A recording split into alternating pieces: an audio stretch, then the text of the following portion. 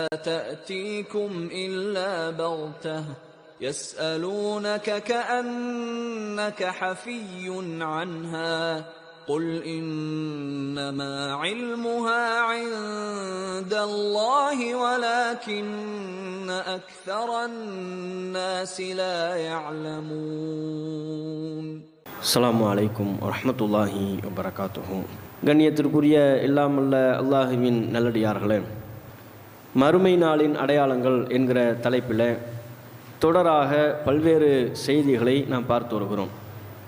மறுமை நாளுக்கு முன்பாக நடக்கக்கூடிய நிகழ்வுகள் என்று நபிகள் நாயகம் ஸல்லல்லாஹு அலைஹி வஸல்லம் அவர்கள் நமக்கு என்னென்ன நிகழ்வுகளை எல்லாம் குறிப்பிட்டார்களோ, எந்தெந்த அடையாளங்களை பற்றி நமக்கு முன்னறிவிப்பு செய்தார்களோ அவைகள் குறித்து கடந்த 6 தினங்களில் பல்வேறு செய்திகளை நம்ம பார்த்தோம். நேற்றைய தினம் சொல்கின்ற பொழுது மஹ்தி என்கிற ஒருவர் வருவார், அவருடைய வருகையையும் மறுமை நாளின் அடையாளங்களில் ஒன்றாக நபிகள் நாயகம் அவர்கள் நமக்கு குறிப்பிட்டிருக்கிறார்கள் என்று சொன்னோம். இந்த மஹ்தி என்கிற அவருடைய வருகையை பற்றி நபி அவர்கள் நமக்கு என்னென்ன செய்திகள் எல்லாம் சொல்லியிருக்கிறாங்க என்பதை முதல்ல பார்த்துவிட்டு, மஹ்தி என்கிற பெயரால் சமூக முஸ்லிம்களுக்கு மத்தியில் என்னென்ன குழப்பங்கள் ஏற்படுத்தப்பட்டிருக்கிறது, நான் தான் மஹ்தி என்று யாரெல்லாம் சொல்லி கொண்டு அலைகிறார்கள் அப்படிங்கிற செய்தியையும் நம்ம பார்ப்போம். இப்போ மஹ்தி தொடர்பாக நபி அவர்கள் நமக்கு சொல்லியிருக்கிற செய்திகள் என்ன? இப்னு மாஜாவில் 4086வது செய்தி.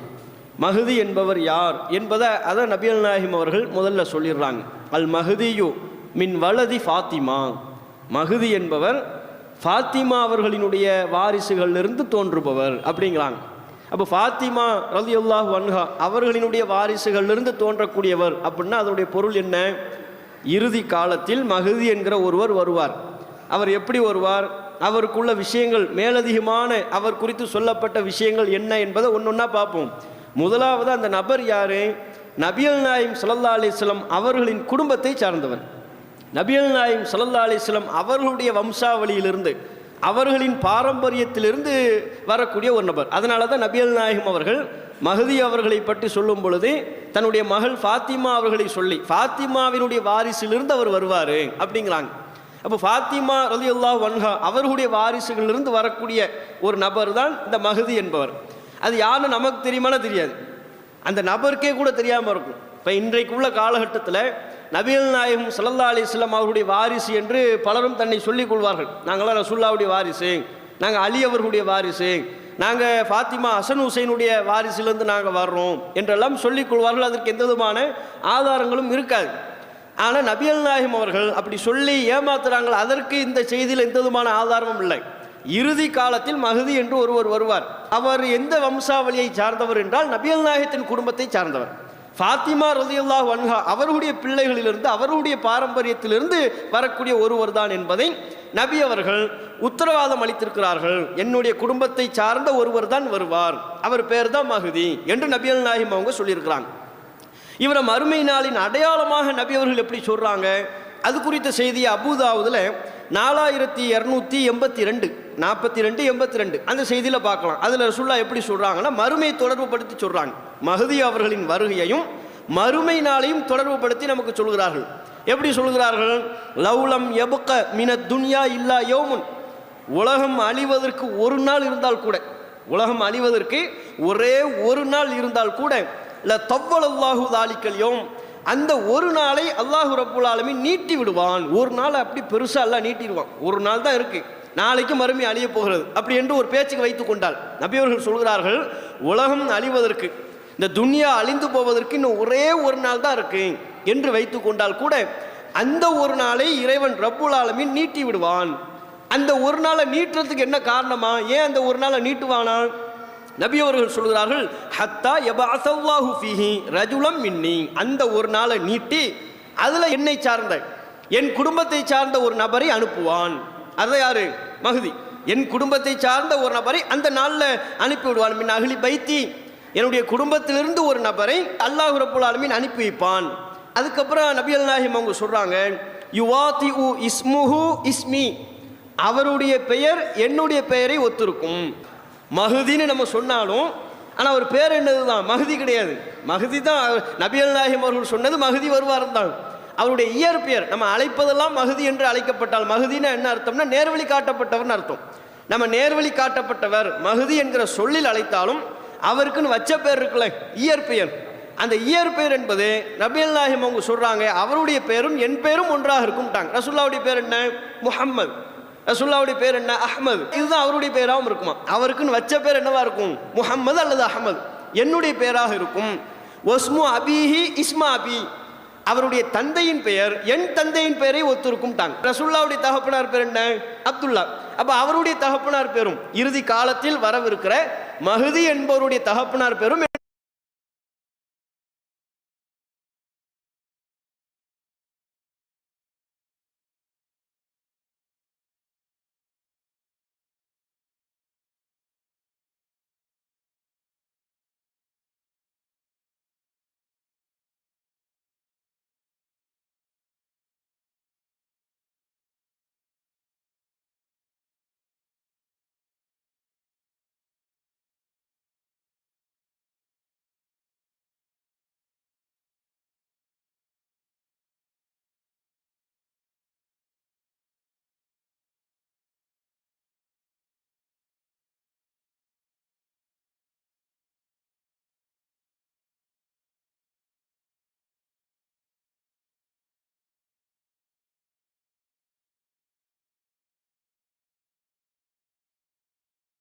தான் அப்துல்லா. அப்ப தகப்பனார் பேர் அப்துல்லாவா இருக்கும், அவர் பேர் முகமதா இருக்கும். இப்ப நம்ம ஒண்ணு என்ன கணக்கு பண்ணிடக்கூடாது. இப்ப கூட்டத்தில் ஒருத்தர் இருக்கிறாரு, உதாரணத்துக்கு சொல்றேன், அவர் பேர் என்ன? மஹதின்னு அழைக்கப்படுறாரு. அவர் இயற்பேர் என்ன கேட்டா முகமதுங்கிறாரு. தகப்பனார் பேர் என்ன? அப்துல்லா. ஆஹா, நம்ம பெரிய பிரச்சனைக்குரிய ஆள் பக்கத்துல உட்கார்ந்து இருக்கிறோம். உங்க குறித்தாங்க ரசூலுல்லாஹ் நிறைய சொல்லியிருக்கிறாங்க, நீங்க தான் இறுதி காலத்தில் வரக்கூடிய மஹதி அப்படின்னு நான் நினைக்கிறேன் கிளப்பி விட்டுறக்கூடாது. இந்த முகமது அப்துல்லான்னு பேர் வந்துட்டுனாலே அவர் மஹதின்னு நம்ம சொல்லிட முடியாது. இன்னும் பல விஷயங்கள் இருக்கு. இதெல்லாம் ஒரு துவக்கத்தில் நபி அவர்கள் சொல்லக்கூடிய செய்திகள் தான், பெயர் குறித்து சொல்லக்கூடிய ஒரு செய்தி. இன்னும் அவர்கள் குறித்து என்னெல்லாம் ரசூலுல்லாஹ் சொல்றாங்கன்னா, அவ பாருங்க, ரசூலுல்லாஹ் சொல்லிவிட்டார்கள் ஒரு நாள் இருந்தா கூட, உலகம் அழிவதற்கு ஒரு நாள் இருந்தா கூட அவர் வந்துடும், அல்லாஹ் அவரை அனுப்பிடுவான். அந்த அளவுக்கு இது ரொம்ப முக்கியத்துவம் வழங்கப்பட்டிருக்கிறது. மஹதியின் வருகைக்கு முக்கியத்துவம் வழங்கப்பட்டிருக்கிறது. மறுமை நாள் ஏற்படுவதற்கும் மஹதி என்பவருடைய வருகைக்கும் ஒரு பெரும் முக்கியத்துவம் இருக்கிறது அப்படின்னு பொருள். ரசூலுல்லாஹ் அடுத்து சொல்றாங்க, லா ததுஹபு துன்யா, இந்த உலகம் அழியாது, இந்த உலகம் அழியாது. ஹத்தா எம்லிக்கல் அரப ரஜுலும் மின் அஹ்லி பைத்தி, என் குடும்பத்தை சார்ந்த ஒரு நபர் அரபு தேசத்தையே கட்டி ஆளாதவரை இந்த உலகம் அழியாது. யுவாதி இஸ்முஹு இஸ்மி, அவருடைய பெயரும் என் பெயரும் ஒன்றாக இருக்கும். அந்த செய்தியை சொல்லிடுறாங்க. அப்ப மஹதி என்பவர் அவருடைய இயற்பெயர் முகம்மதா இருக்கும், தகப்பனார் பேர் அப்துல்லாவா இருக்கும். மஹதி, இந்த உலகம் அழியாது. எந்த அளவிற்கு அந்த மஹதி இருக்கிறார்ல, அரபு தேசத்தையே கட்டி ஆழ்வார். அரபு தேசத்தையே கட்டி ஆளக்கூடிய அளவிற்கு அவருடைய செல்வாக்கு அதிகரிக்கும். அவர் நல்ல செல்வாக்கு பெற்ற ஒரு பெரிய மாமன்னராக இருப்பார். அரபு தேசத்தையெல்லாம் கட்டி ஆளக்கூடிய, எல்லா இடங்களிலும் அவருடைய சொல்ல செல்வாக்கு பெறக்கூடிய வகையில் ஒரு அதிகாரம் செலுத்தக்கூடிய ஒரு நபராக மாறிடுவார். இதெல்லாம் அந்த அடையாளத்தில் ஒன்று. இது மட்டுமா, இன்னும் நபியவர்கள் சொல்கிறார்கள், அரபு தேசம் மட்டும் இல்லையா, எம்ல உள் அர்த கிசத்தன் அதுலன், பூமியையே, ஒட்டுமொத்த தேச பூமியையே நீதியாலும் நேர்மையாலும் நிரப்புவார். இறுதி காலத்தில் வரக்கூடிய மஹதி அரபு தேசத்தை கட்டி ஆழ்வார். அது நடக்காம உலகம் அழியாது. அரபு தேசத்தை மட்டும் இல்லையா, பூமி முழுக்க நீதியாலும் நேர்மையாலும் நிரப்புவார். கமா முலியத் துல்மவ் வஜூரா, எப்படி அந்த பூமி அநீதியாலும் அநியாயத்தாலும் நிரப்பப்பட்டிருக்கிறதோ அது போல அவர் நீதியால் நிரப்புவார். அப்போ அவர் வருகைக்கு முன்பாக உலகமே சீர்கட்டு போயிருக்கும். எங்க பார்த்தாலும் அநியாயமா இருக்கும், எங்க பார்த்தாலும் அக்கிரமமா இருக்கும். அநியாயத்தாலும் அக்கிரமத்தாலும் இந்த உலகம் நிரப்பப்பட்டிருப்பதை போல மஹதி அவர்களுடைய வருகையின் போது இந்த ஒட்டுமொத்த உலகத்தையும் நீதியால் நிரப்புவார், நேர்மையால் நிரப்புவார். அப்போ பெரும் உலகத்தின் பெரும்பகுதி அவருடைய கட்டுப்பாட்டுக்குள்ள வந்துடும். மஹதிங்கிறவர் சும்மா கிடையாது, ஏதோ நம்ம பக்கத்து வீட்டில் இருக்கக்கூடியவரை போய் மஹதின்னு சொல்ற ஒரு டைப் இல்லை. இது அரபு தேசமே அவர் கண்ட்ரோலில் வந்துடும். உலகத்தின் பெரும்பகுதி அவருடைய ஆட்சியின் கீழே வந்துடும், அவருடைய கண்ட்ரோலில் வந்துடும். அவர் சொல்லுதான் சட்டமாக இருக்கும். அந்த அதிகாரத்தை நன்மைக்கு பயன்படுத்துவார், மக்களினுடைய நீதிக்கும் நேர்மைக்கும் பயன்படுத்துவார். அதனால தான் நீதியாலும் நேர்மையாலும் பூமியையே அவர் நிரப்பி விடுவார் என்று நபிகள் நாயகம் ஸல்லல்லாஹு அலைஹி வஸல்லம் அவங்க சொல்றாங்கங்கிற செய்தியை பார்க்குறோம். இது அபூதாவுதுல நம்ம முந்தி சொன்ன அதே நம்பர் 4282 இதில் இடம்பெற்றிருக்கிறத பார்க்குறோம். அதுபோல இந்த மஹதி என்பவர் இருக்கக்கூடிய நிலையில்தான் ஈசா அலைஹிஸ்ஸலாம் அவங்களும் வருவாங்க. மஹதி இருப்பார், ஆட்சி செய்து கொண்டிருப்பார், நீதியான ஆட்சி, மக்கள்கிட்ட எல்லாம் அவ்வளவு வரவேற்பை பெறக்கூடிய ஒரு ஆட்சியாக இருக்கும். பூமியின் பெரும்பகுதி அவருடைய ஆட்சி தான். அந்த அளவுக்கு அவருக்கு அதிகாரம் வழங்கப்பட்டிருக்கும். அவர் இருந்து ஆட்சி செய்து கொண்டிருக்கக்கூடிய அந்த காலகட்டத்தில் தான் யாரும் வருவாங்களாம், ஈசா அலைஹிஸ்ஸலாம் அவங்க வருவாங்க. இந்த கருத்தை புரிந்து கொள்ளக்கூடிய விதத்தில் பல செய்திகள் வருகிறது. புகாரியில் 3449 3449 இலக்கத்தில் ஒரு செய்தி வருகிறது.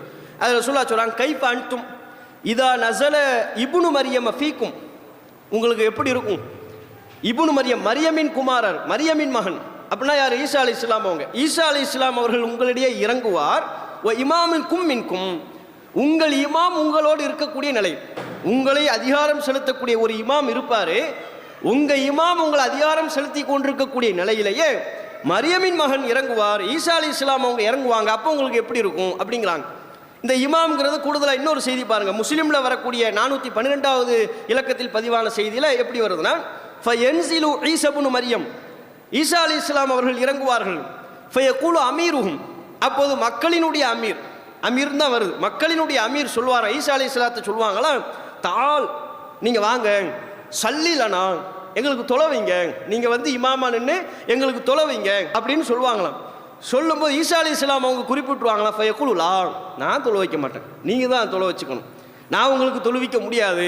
ஏன்? இன்ன பாலக்கும் அலாபாலின் உமரா, உங்களில் சிலரைத்தான் அல்லாஹ் உங்களுக்கு அமீராக ஆக்கி வைத்திருக்கிறான். தக்ரிமத்துல்லாஹி ஹாதிஹில் உம்மா, ரசூலுல்லாஹ்வுடைய சமுதாயமாகிய உங்களுக்கு நல்லா வழங்கியிருக்கிற ஒரு சிறப்பு அது, உங்களுக்கு நான் தலைமை தாங்கி தொழுவிக்க முடியாது மறுத்துருவாங்களாம். அமீர் என்ன செய்வாராம், அப்போது இருக்கக்கூடிய ஆட்சியாளர் அமீர் ஈசா அலைஹிஸ்ஸலாம் அவங்கள வாங்க வந்து தொலைவிங்கன்னு சொல்லி சொல்லுவாங்களாம். தொலைவிங்க என்று சொல்லுகின்ற பொழுது, நான் தொலை வைக்க முடியாது, உங்கள் சமுதாயத்துக்கு நல்லா கொடுத்துருக்கிற ஒரு சிறப்பு, நீங்கள் தான் தொலை வைக்கணும், நான் தொலை வைக்க மாட்டேன் அப்படின்னு சொல்லிடுவாங்க. அப்போ இதுலேருந்து என்ன விளங்குதுன்னா, ஈசா அலைஹிஸ்ஸலாம் அவங்க வருவாங்க, நபியாக வரமாட்டாங்க. ஈசா அலைஹிஸ்ஸலாம் அவங்களுடைய வருகை என்பது அவர் ஒரு இறை தூதராக நபியாக வரமாட்டாங்க, நம்ம சமுதாயத்தில் ஒரு நபராகத்தான் வருவாங்க, நமக்கு தலைமை தாங்கி தொழுவிப்பதற்கு கூட முன் வர மாட்டாங்க. அப்படியான ஒரு அம்சத்தில் தான் வருகிறார்கள். அது தனி, ஈசா அலைஹிஸ்ஸலாத்தினுடைய வருகை என்பது தனி. இப்போ இதில் அந்த அமீர்னு ஒன்று வருதுல்ல, அது குறித்த முஸ்னது ஹாரிஸ் என்கிற நூலில் உள்ள செய்தியில் பார்த்தா அது பேர் குறிப்பிட்டே வருது, அமீர் அமீர்னு. ஈசா அலைஹிஸ்ஸலாம் அவங்க வரும்போது ஒரு அமீர் இருக்கிறாரு, அந்த அமீர் தான் ஈசா நபியை தொலை வைக்க வாங்கன்னு கூப்பிடுறாரு, கூப்பிடும்போது வரமாட்டேன்னு சொல்றாருன்னு இந்த சம்பவம் வருதுல்ல. இதில் அந்த அமீர்னு வரக்கூடிய இடத்துல எப்படி வருதுன்னு சொன்னால், ஃபயகூலு அமீருஹுமுல் மஹ்தி, அவர்களினுடைய மக்களின் அமீராகிய மஹதி சொல்வார் அப்படின்னு வருது. அப்போ அந்த அமீருங்கிறது யாரு? மஹதிங்கிறது விளங்குது. இதே சம்பவம் முஸ்னது ஹாரிஸ் என்கிற நூலில் இடம்பெறுகிறது. அதில் பார்த்தா அமீர் சொல்வார்னு உள்ள இடத்துல பேரே வருகிறது, ஃபயகூலு அமீருஹுமுல் அல் மஹதி, மஹதி என்கிற மக்களின் அமீர் சொல்வார். அந்த காலகட்டத்தில் அந்த நெருக்கத்தில் இருக்கக்கூடிய அமீர் என்பவர் யாரு தான்? ஆட்சியாளர் என்பவர் யாரு தான்? மஹதி தான் அப்படிங்கிறத நம்ம தெளிவாக புரிந்து கொள்ள முடிகிறது. இப்படி ஒரு சம்பவம் சொன்ன உடனே நம்ம என்ன விளங்கிடக்கூடாது, இப்போ மஹதி ஒரு பெரிய ரொம்ப ஈசா அலைஹிஸ்ஸலாம் அவங்களோட ஒரு சிறப்புக்குரிய ஆள் போல இருக்கு. ஏன்னா ஈசா நபி இமாமா முன் வர மாட்டேங்கிறாங்க, அந்த மஹதி தான் இமாமா நிற்கிறார், அமீர் தான் இமாமா நிற்கிறாரு, அவரை பின்பற்றி தானே ஈசா அலைஹிஸ்ஸலாம் அவங்க தொழுகிறாங்க. அப்போ ஈசா அலைஹிஸ்ஸலாம் அவங்களோட மஹதி ரொம்ப சிறந்தவர் அப்படின்னு நம்ம விளங்கிடக்கூடாது. தொழுகைக்கு பின்னால் நம்ம நிற்பதை வைத்துக்கொண்டு அவர் சிறந்தவர், இவர் அவரை விட சிறப்பில் கம்மி அப்படிங்கிற முடிவுக்கு வரக்கூடாது. ஏன்? நபிகள் நாயகம் ஸல்லல்லாஹு அலைஹி வஸல்லம் அவங்க தனக்கு உடல் நிலை சரியில்லாத பொழுது யாருக்கு பின்னால் தொழுதுருக்கிறாங்க? அபூபக்கர் ரலியல்லாஹு அன்ஹு அவர்களுக்கு பின்னால் தொழுதுருக்கிறாங்க. மற்றும் ஒரு சந்தர்ப்பத்தில் அப்துர் ரஹ்மான் இப்னு அவுஃப் என்கிற நபித்தோழர் அவங்களுக்கு பின்னால் இன்னும் ரசூல்லா தொழுதுருக்கிறாங்க.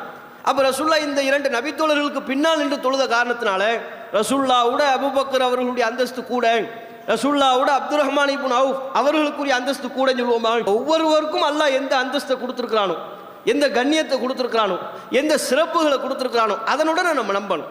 இந்த இமாமா நிற்பதை வைத்துக்கொண்டு அவருக்கு கூடுதல் அந்தஸ்து, இவர் அவரை விட சிறந்தவர், அவர் இவரை விட தாழ்ந்தவர் அப்படிங்கிற முடிவுக்கு நாம் வந்து விடக்கூடாது. அப்போ மஹதி என்பவரினுடைய தலைமையில தான், மஹதிக்கு பின்னால தான் யாரும் நின்று தொலை போறாங்க, ஈசா அலைஹிஸ்ஸலாம் அவங்களும் இன்னும் தொலை போறாங்க. அதனால ஈசா அலைஹிஸ்ஸலாம் அவங்களுடைய சிறப்பு கம்மி, மஹதியினுடைய சிறப்பு கூடங்கிற மாதிரி நம்ம விளங்கி விடக்கூடாது. இது ஒரு கூடுதல் தகவலுக்காண்டி சொல்றது. சரி, மஹதி இருக்கிறார், ஆட்சியாளராக இருக்கிறார், பெரிய பூமி முழுவதும் செல்வாக்கு, நீதி, நேர்மை இதால நிரப்புறார். எவ்வளோ காலத்துக்கு இருப்பார்? 8 வருஷம் இருப்பாங்கன்னு சொல்கிறாங்க. ஹாக்கிம்ல இடம்பெறக்கூடிய செய்தி 8673வது இலக்கத்தில் பதிவான செய்தி, நபி அவர்கள் சொல்கிறார்கள், யஹ்ருஜு ஃபி ஆஹிரி உம்மத்தி அல் மஹதி, என் சமுதாயத்தில் இறுதியில் மஹதி வருவார். யஸ்கீஹி அல்லாஹு அல் கைஸ், அல்லாஹ் அவருக்கு மழையெல்லாம் கொடுப்பான். அவருடைய ஆட்சியில் மக்கள் நல்ல மழை, மும்மாரி மழை பொழியும்னு சொல்லுவாங்கல்ல, அது மாதிரி அவருடைய ஆட்சி காலத்தில் மக்களுக்கு நல்ல மழை பொழிய வேண்டிய காலத்தில் மழை பொழியும். துகுரிஜுல் அர்து நபாத்தஹ, பூமியெல்லாம் செல்வ செழிப்பாக தம்முடைய விளைச்சலை வெளிப்படுத்தும். தாதுமுல் உம்மா, இந்த சமுதாயமும் கண்ணியம் பெறும். அவருடைய ஆட்சியில் தான் சமுதாயம் மகத்துவம் பெறும், கண்ணியம் பெறும் என்கிறார்கள். யுத்தில் மால சிஹாகன், செல்வத்தை பொருளாதாரத்தை எல்லாம் அதிகமான அளவில் மக்களுக்கு கொடுப்பார், அள்ளி கொடுப்பார். அவர் ஆட்சியாளராக இருக்கக்கூடிய வேளையில் பொருளாதாரத்தை எல்லாம் அப்படியே மக்களுக்கு வாரி வாரி இறைப்பாராம், அள்ளி கொடுப்பாராம். தக்சுருல் மாஷியா, மழை பொழிஞ்சு விளைச்சல் அதிகமாக இருக்குல்ல, அது மாதிரி கால்நடைகள்லாம் பெருத்துரும், அதிகமாகும். மக்கள்கிட்ட நல்ல செழிப்பு நிலை உயர்வாக இருக்கும் என்பதை குறிப்பதற்கு ரசூலுல்லாஹ் சொல்றாங்க, கால்நடைகள்லாம் அதிகமாக பெருத்து விடும். அதே போல சமுதாயம் மகத்துவம் பெறும்.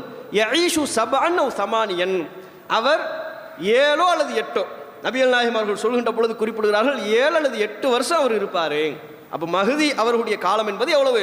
இப்படி இருப்பாங்க, இவ்வளவு ஆட்சி, 7 வருஷம் அல்லது 8 வருஷம். இது மறுமை நாளினுடைய அடையாளத்தில் ஒன்று. மஹதி அவர்களுடைய வருகையும், அவர் இந்த பூமியை ஆட்சி செய்வதும், அவருடைய ஆட்சி காலத்தில் மக்கள் எல்லாம் செழிப்பாக இருப்பதும் 7 வருஷம் 8 வருஷம் இந்த நிலை இருக்கும்ங்கிறாங்க. இதே செய்தியை முஸ்லீமில் இடம்பெறக்கூடிய ஒரு அறிவிப்பில் பார்க்குறோம்.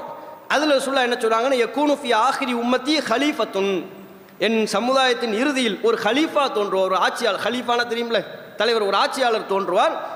யஹசில் மால ஹசியன், பொருளாதாரத்தை அள்ளி கொடுப்பார். லா யஉத்துஹு அத்தன், எண்ணி கொடுக்க மாட்டார், எண்ணி கொடுக்கவே மாட்டாராம். எவ்வளோப்பா வேணும் இந்த அப்படி அப்படின்னு எண்ணி கொடுக்குற டைப்பே இல்லையா, அள்ளி கொடுப்பாரு. அவரிடத்துல பொருளாதாரத்தை கேட்க வரக்கூடிய சாமானிய மக்கள்லாம் முடிந்து கொண்டு செல்ல முடியாத அளவுக்கு, அவங்களால சுமந்து கொண்டு செல்ல முடியும் அந்த அளவுக்கு பொருளாதாரத்தை அள்ளி கொடுப்பாருங்கிற அளவுக்கு நபிகள் நாயகம் ஸல்லல்லாஹு அலைஹி வஸல்லம் அவங்க சொல்றாங்க. இதுதான் மஹதி என்பவர் குறித்து நமக்கு சொல்லப்பட்டிருக்கிற ஆதாரப்பூர்வமான நபிமொழிகள். இது அல்லாம மஹதி என்பவர் குறித்து பலவீனமான பொய்யான இட்டுக்கட்டப்பட்ட செய்திகளும் ஒரு பக்கத்தில் இருக்கு. அப்ப அந்த பொய்யான இட்டுக்கட்டப்பட்ட செய்தியை விட்டுருவோம். ஆதாரப்பூர்வமான இந்த நபிமொழிகளின் அடிப்படையில் நம்ம புரிந்து கொள்ள வேண்டியது, ஒரு முஸ்லீம் புரிந்து கொள்ள வேண்டியது என்ன, நம்ப வேண்டியது என்ன, மறுமை நாளின் நெருக்கத்தில் மஹதி வருவார். அவர் யாரு? அவர் என்ன எல்லா மக்களையும் வாங்க என்ற வந்து பையத்து பண்ணுங்க, நான் தான் இறை தூதர், நான் தான் மார்க்கத்தில் சிறந்து விளங்கக்கூடிய ஒரு நபர் அப்படின்னு கூப்பிடுவாரா? அவர் ஒரு ஆட்சியாளர். அவர் யாரு? அவர் ஒரு ஆட்சியாளர், நல்ல ஆட்சியாளர், சிறந்த ஆட்சியாளர், மக்கள் நலன் நாடக்கூடியவர், மக்களுக்கு நன்மை செய்யக்கூடியவர். இன்றைக்குள்ள ஆட்சியாளர்களைப் போல அநியாயம் செய்யக்கூடியவர்கள், ஒட்டுமொத்த தேசத்தையுமே பூமியின் பெரும்பகுதியை நீதியால் நிரப்பக்கூடிய நீதி மிக்க ஒரு ஆட்சியாளராக இருப்பார். இதுதான் அவர் குறித்து நம்ம நம்ப வேண்டிய ஒரு செய்தி. சரிங்களா? இப்போ இதில் தான் என்ன செய்கிறாங்கன்னா, கிளம்புறாங்க ஆளாளுக்கு. வாக்களிக்கப்பட்ட மஹதி நான் தான், நான் வந்துட்டேன்னு சொல்லுங்கிறாங்க. மஹதி நான் வந்துட்டேன் சொல்லுங்கப்பா. யாருக்குப்பா சொல்கிறது? அக்கம் பக்கத்துக்கெல்லாம் சொல்லு, சொந்த பந்தங்களுக்கெல்லாம் சொல்லு, நான் தான் மஹதி இப்படிங்கிற வேலையை. அது சில பேர் பார்த்தா சமீபத்தில் கூட நீங்கள் பார்த்துருப்பீங்க, சில மாதங்கள் சில வருடங்கள் இருக்கும்னு நினைக்கிறேன். சவுதியில் மக்காவிலேருந்து யாரோ ஒருத்தர் என்ன செய்கிறார், வீடியோ போடுறாரு. பார்த்தா அவர் வீடியோவில் என்ன பேசுகிறாரு, நான் தான் வாக்களிக்கப்பட்ட மஹதி, இப்போ நான் எங்கே வந்து நிற்கிறேன், காபாவில் வந்து நிற்கிறேன்னு லைவ் போடுறாரு, ஃபேஸ்புக் லைவ். மஹதி இப்போ ஃபேஸ்புக் லைவில் போடுறாரு. இப்படி ஏகப்பட்ட மஹதி பேசிட்டாங்க. அவர் ஒரு ஆள் கிடையாது, ஏகப்பட்ட நான் தான் மஹதின்னு சொல்லி மக்களை ஒன்று அவங்க குழம்பி போயிடுறாங்க, அல்லது மக்களை குழப்புறாங்க. இப்படிப்பட்ட வேலைகள் நடக்கிறது. இதில் அதையும் பிரபலியமாக நான் தான் மஹதின்னு சொன்னது யாருன்னா, இந்த மிர்சா குலாம் அகமது சொல்லுவோம்ல, காதியானி, பஞ்சாபில் உள்ள காதியான் என்கிற பிரதேசத்தில் அந்த பகுதியில் பிறந்து வளர்ந்த மிர்சா குலாம் அகமது. அவனும் என்ன செஞ்சானா, தன்னை மஹதின்னு சொன்னான். மஹதின்னு மட்டும் சொல்லலை, மஹதின் தான், அதுக்கப்புறம் நான் தான் ஈசான் தான், அதுக்கப்புறம் நான் தான் நபீன்ட்டான். அவனுடைய படித்தரம் பரிணாம வளர்ச்சி என்பது என்ன, தன்னை நான் மஹதி என்று சொன்னான், நான் தான் மஹதி, வாக்களிக்கப்பட்ட மஹதி வந்து விட்டேன் என்று சொன்னான். ரெண்டாவது மஹதிங்கிறது ஒரு படி மேலே போய் எதுக்கு மஹதின்னு சொல்லி மக்களை நான் தான் ஈசான்ட்டார். ஈசா நான் தான், என்ன நம்புங்க நான் வந்துட்டேன்னார்.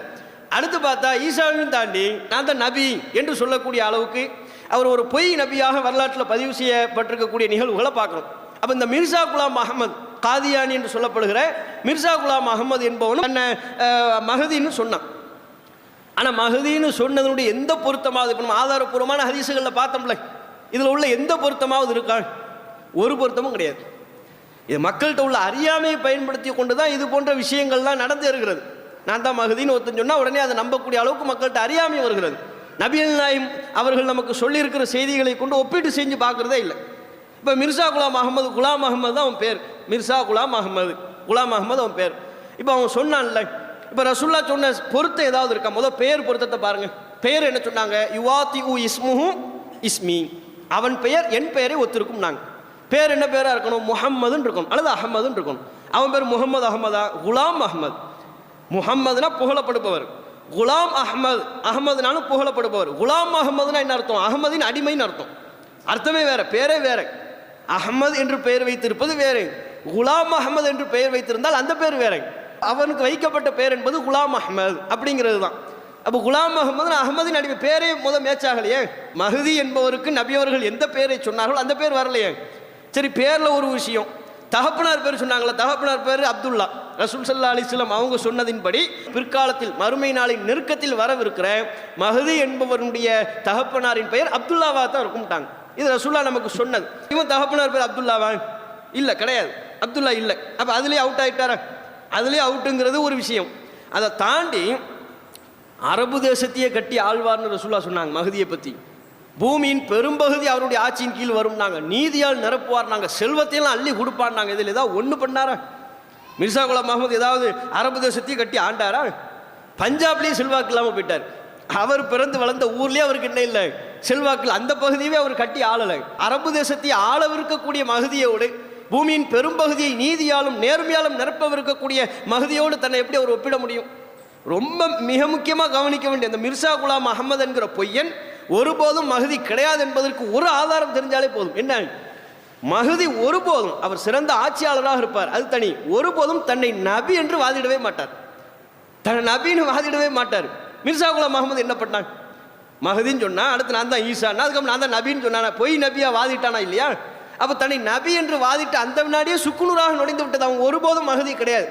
அவனை மஹதி என்று ஒரு காலத்தில் சொல்லிக் கொண்டிருந்தார்கள். ஈசான்னு சொல்லும்போது ஈசான்னு சொன்னாங்க, நபின்னு சொல்லும்போது நபின்னு சொல்லிக்கொண்டு அலையக்கூடிய மக்களும் முஸ்லீம்களும் அறியாமையினால அப்படிப்பட்ட சில முஸ்லீம்களும் இருக்கிறாங்கிறத நம்ம பார்க்குறோம். அப்போ இது ஒரு விஷயம். மிர்சா குலாம் அஹமது மட்டும் கிடையாது, பல பேரும் சொன்னாங்க. இப்போ நீங்கள் தருமபுரி மாவட்டம் பாலக்கோடு பகுதியில் போனீங்கன்னு வைங்க, மஹதியாக்கள்னு சொல்லிக்கொள்ளக்கூடிய முஸ்லீம்களை நீங்கள் பார்க்கலாம். தருமபுரி மாவட்டம் பாலக்கோடுலையும் இருக்கிறாங்க, கோவையிலையும் நீங்கள் பார்த்தீங்கன்னா சில பகுதிகளில் இருக்கிறாங்க. அவங்க என்னன்னு சொல்லிக்குவாங்க தங்களை, நாங்கள்லாம் மஹதியாக்கள். மஹதியாக்கள்னா என்னப்பான்னு கேட்டால் 5-6 தலைமுறைக்கு முன்னால் மஹதி வந்தானோ, நமக்கு தெரியாமல் வந்துட்டு போயிட்டாரு பாருங்க.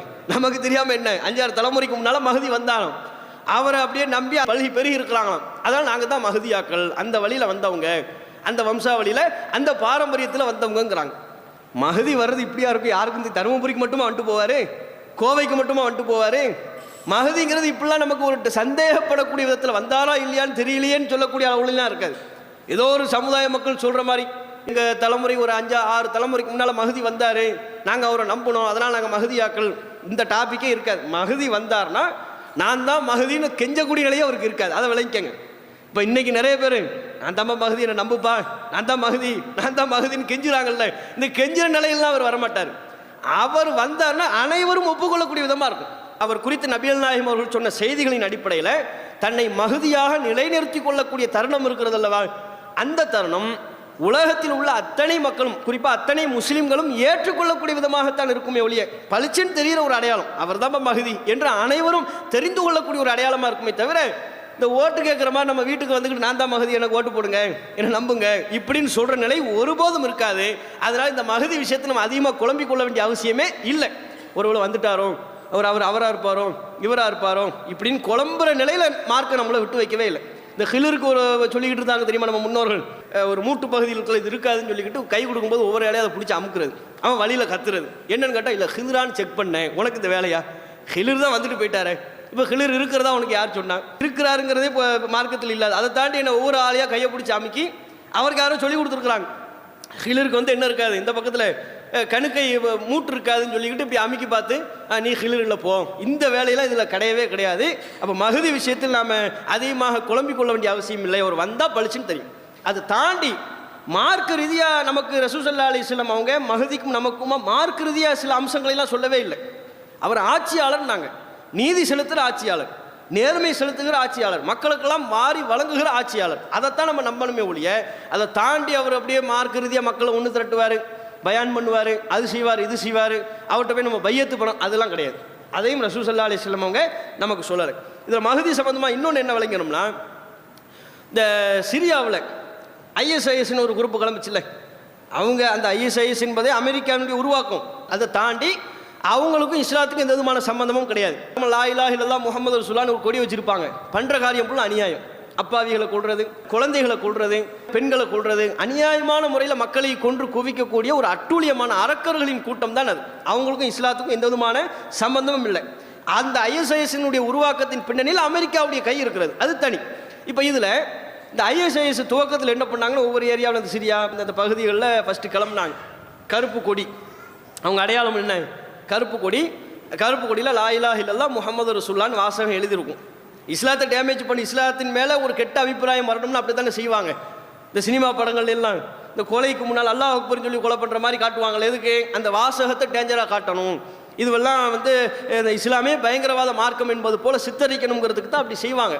அப்போ இதில் அவங்க லா இலாஹ இல்லல்லாஹ் முஹம்மது ரசூலுல்லாஹ் அப்படிங்கிற மாதிரி எழுதி வச்சுருப்பாங்க. துவக்கத்தில் என்னென்னு பார்த்தா அந்த கருப்பு கொடி சம்பந்தமாக சில இட்டுக்கட்டப்பட்ட ஹதீஸுகள்லாம் இருக்குது. அதை வைத்துக்கொண்டு என்னன்னு சொல்லிட்டாங்க, நாங்கள் தான் எங்கள் படையில் தான் மஹதி இருக்கிறாருன்ட்டாங்க. உடனே ஒரு குரூப்பு கிளம்பிருச்சு. ஐஎஸ்ஐஎஸ்ல புறப்பட்டிருக்கு பாருங்க ஒரு படை, ஐஎஸ்ஐஎஸ் சிரியாவில் புறப்பட்டிருக்கு பாருங்க படை, அதுதான் இஸ்லாமிய படை, நபி அவர்கள் முன்னறிவிப்பு செய்த படை. அந்த படையில் ஒரு வீரராகத்தான் யார் இருக்காங்க? மஹதி இருக்கிறாரு, கலீஃபா மஹதி இருக்கிறாரு, இமாம் மஹதி இருக்கிறாரு, இப்படின்னு கிளப்பிட்டாங்க. அது என்னன்னு பார்த்தா அதுக்கு ஹதீஸுங்கிற பேரில் இட்டுக்கட்டப்பட்ட ஹதீஸுகளெல்லாம் மக்களுக்கு மத்தியில் சொல்ல ஆரம்பித்து விட்டார்கள். அது தொடரக்கூடிய அந்த கருப்பு கொடி தொடர்பாக சில செய்திகள் வருகிறது. அது எல்லாமே இட்டுக்கட்டப்பட்ட செய்திகள், ஆதாரமாக ஏற்றுக்கொள்ள முடியாத செய்திகள்.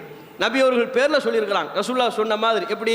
சும்ம தத்துலு ரிவாயாத்து சுவத், பிறகு கருப்பு கொடியேந்திய ஒரு படை புறப்படும். மின் கிபலல் மஷ்ரிக், கிழக்கிலிருந்து புறப்படும். அதான் சிரியா, கிழக்கிலிருந்து புறப்படும். அவங்க கடுமையான முறையில் சண்டை செய்வார்கள். ஃபைதா ரஐதுமூஹு, அவர்களை நீங்கள் பார்த்தால் ஃபபாயிஉஹு, போய் அவங்க இடத்துல போய் பையத் செஞ்சிருங்க. உலவு ஹபுவன் அல சல்ஜ், பனிக்கட்டியில் தவழ்ந்தேனும், பனிக்கட்டியில் தவழ்ந்து போய் அவங்களத்துல பையத் செய்யக்கூடிய ஒரு நிலை ஏற்பட்டால் அப்படியாவது நீ போய் சேர்ந்துரு, அந்த படையில் போய் சேரணும், அவங்களுக்கு போய் பையத்து பண்ணிடணும். ஃபைன்னஹு ஹலீஃபத்துல்லாஹில் மஹதி, அல்லாஹ்வுடைய ஹலீஃபாங்கிற ஒரு வார்த்தையை ரசூலுல்லாஹ் நமக்கு சொல்லித்தரவே இல்லை, மஹதின்னு சொன்னாங்க, இமாம்னு சொன்னாங்க, அவ்வளோதான் சொல்லித்தரப்பட்டிருக்கு. அல்லாஹ்வின் ஹலீஃபான்னு அந்த வார்த்தையே ஒரு டேஞ்சரான ஒரு வார்த்தை. அப்போ இந்த மாதிரி அல்லாஹ்வின் கலீஃபாவாகிய மஹதி அந்த படையில் தான் இருக்கிறார் என்று நபிகள் நாயகம் அவர்கள் சொன்னதான ஒரு செய்தி பதிவு செய்யப்பட்டிருக்கிறது.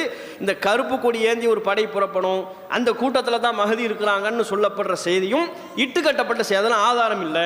ரசூலுல்லாஹ் சொன்னதாக சொல்கிறாங்களா, அது ஆதாரமற்ற ஒரு செய்தி. அப்போ ஐஎஸ்ஐஎஸ் அந்த படையில் தான் வந்து மஹதி இருக்கிறாருங்கிறதெல்லாம் போய் அதையும் நாம் வந்து என்ன செஞ்சுக்கணும், விலகிக் கொள்ளணும். இதை தாண்டி சில பேர் இந்த மஹதி தொடர்பாக தெரிஞ்சு வச்சுக்கிட்டவங்க என்ன நினைக்கிறாங்கன்னா, அப்போ உலகத்தில் நடக்கிற அக்கிரமம் அநியாயம் இதுக்கெல்லாம் முடிவு எதுதான்? மஹதி வந்தால் தான் ஒரு முடிவு வரும் போல இருக்கு. ஏதாவது ஒரு பிரச்சனைனா இதுக்கெல்லாம் மஹதி வந்தால் தாங்க தீர்வு. எது? இவருக்கு ஒரு பிரச்சனை, அந்த பிரச்சனைக்கு யார் வரணுமா? இதுக்கெல்லாம் மஹதி வந்தால் தாங்க தீர்வு. இதுக்கெல்லாம் அவர் வரணும். யாருப்பா வரணும்? மஹதி வரணும். எது? மஹதி வர்ற வரையுமா நீ வெயிட் பண்ண போற? அது வரையுமா காத்துட்டு இருக்கிறது? இப்படியா நமக்கு ரசூல் ஸல்லல்லாஹு அலைஹி வஸல்லம் அவங்க சொன்னாங்க. மார்க்கம் சொல்லக்கூடிய விஷயத்தை நம்பணும், அது தனி. அது அல்லாமல் நம்ம செயலற்று போவதுன்னு ஒன்று இருக்குல்ல, அவர் வரட்டும், அவர் பார்த்துக்குவார், மஹதி பார்த்துக்குவார் அப்படின்னு செயலற்று போகக்கூடிய ஒரு தன்மையை ரசூல் ஸல்லல்லாஹு அலைஹி வஸல்லம் அவங்க நமக்கு சொல்லித்தரவே இல்லை.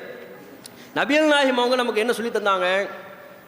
நம்ம செயல்படுறதை தான் ரசூலுல்லாஹ் நமக்கு ஆர்வம் ஊட்டினாங்க. எந்த அளவுக்கு செயல்படுறதை ஆர்வம் ஊட்டுறாங்கன்னா, அஹ்மதில் பதிவு செய்யப்பட்டிருக்கிற செய்தி 13004 அந்த இலக்கத்தில் பதிவான செய்தி. ரசூலுல்லாஹ் சொல்றாங்க, இன் காமத்தி சாஅத்து, மறுமை நாள் வந்து விட்டது என்றால்.